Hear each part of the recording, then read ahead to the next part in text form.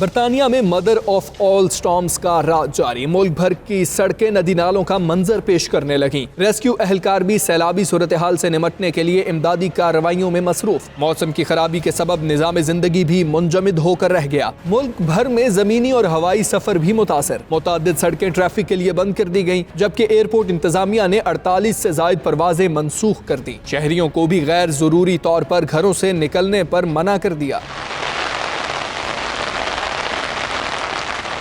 महकमा मौसमियात ने शदीद बारिशों से जानी नुकसान होने का खदशा जाहिर करते हुए मौसम की एम्बर वार्निंग जारी कर दी। महकमा मौसमियात का कहना है कि मुल्क के बेशतर हिस्सों में 1 घंटे में 40 मिलीमीटर तक बारिश रिकॉर्ड होने का इम्कान है, जबकि मैट की जानिब से मुसलसल कड़कती बिजलियों के साथ साथ शदीद यालाबारी की भी पेशगोई की गई है।